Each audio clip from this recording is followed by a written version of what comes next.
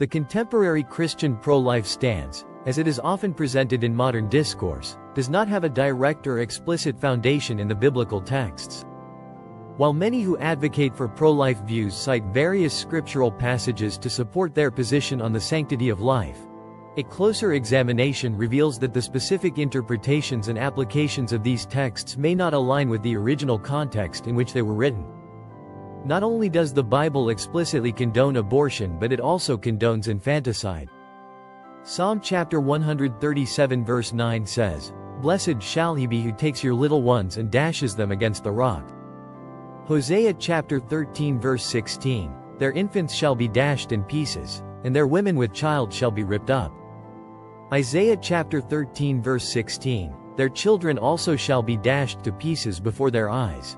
Their houses shall be spoiled and their wives ravished." 2 Kings chapter 8 verse 12, "Dash their children, and rip up their women with child."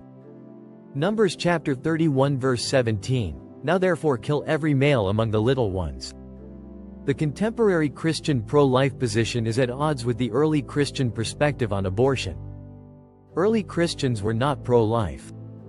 In fact, Gnostic Christians practiced celibacy and believed that procreation was the original sin. Early Christians also believed that to put worldly concerns over spiritual considerations was a sin referred to as the pride of life. To understand when Christianity became pro-life, we must explore its early teachings, cultural contexts, and theological developments. It was not until the late 2nd century and into the 3rd century that the Church began to take a more definitive stance against abortion. Writings such as the Didache, circa 70,100 AD, and the letters of Church Fathers like Tertullian and Athenagoras began to articulate a clearer pro-life position. The Didache, an early Christian text, explicitly condemned abortion, asserting the belief that life begins at conception. This shift reflected a growing awareness of the moral implications of terminating pregnancies and a movement towards defining life in the womb as sacred. The 4th century brought about the establishment of Christianity as a state religion under Emperor Constantine, which further solidified the Church's influence in moral and ethical matters. As the Church gained power, its teachings began to shape societal norms, embedding pro-life values more deeply within Christian doctrine. The shift towards a more pronounced pro-life stance began to take shape during the latter part of the 1st millennium. Influential theologians, such as Augustine of Hippo, started to articulate views that underscored the value of every human life, connecting it to the divine image in which humans were created, Genesis chapter 1 verse 27. Thomas Aquinas and later Catholic doctrine reinforced the idea that life is a divine gift, deserving of protection from conception until natural death. As Christianity spread throughout Europe and became intertwined with cultural and political systems, the Church began to formalize its teachings on life and morality. By the Middle Ages, the Catholic Church had developed a more definitive stance against abortion, declaring it a grave sin. This theological evolution was influenced by various factors, including the rise of scholasticism and a growing emphasis on natural law, which posited that moral principles could be discerned through reason and observation of the natural world. Consequently, the belief that human life was sacred became more deeply entrenched within Christian doctrine. The pro-life movement, as it is recognized today, gained momentum in the mid-20th century, particularly in response to the legalization of abortion in various countries. Christian denominations, especially within the Catholic Church and evangelical communities, actively mobilized against what they viewed as a moral crisis.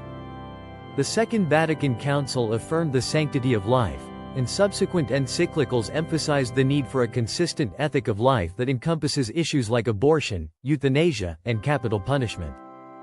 The notion that life begins at conception became a rallying point, leading to a vigorous advocacy for legal and social protections for unborn children.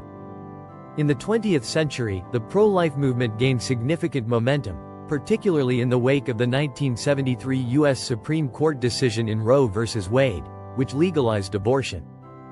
Prior to Roe v. Wade, the pro-life stance was nearly exclusive to Catholics.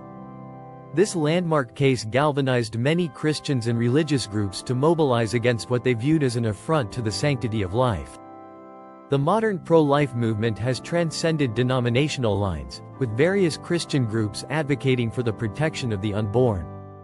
While many modern Christians may feel compelled to adopt a pro-life position based on their interpretation of Scripture, the Bible calls Christians to uphold a moral standard that is rooted in their faith and personal relationship with God, rather than relying on secular laws to regulate morality. Romans chapter 13 verse 1-2 says, "Let everyone be subject to the governing authorities, for there is no authority except that which God has established. The authorities that exist have been established by God. Consequently, whoever rebels against the authority is rebelling against what God has instituted, and those who do so will bring judgment on themselves."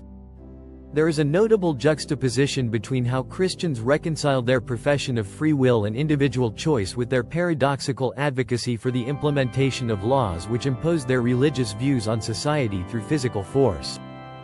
Christianity fundamentally revolves around the concept of faith, which is an intrinsic and personal belief that should come voluntarily rather than through coercion.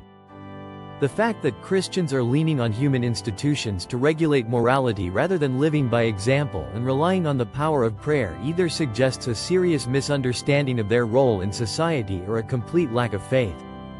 Christians have made the government their god and they are worshipping a false idol.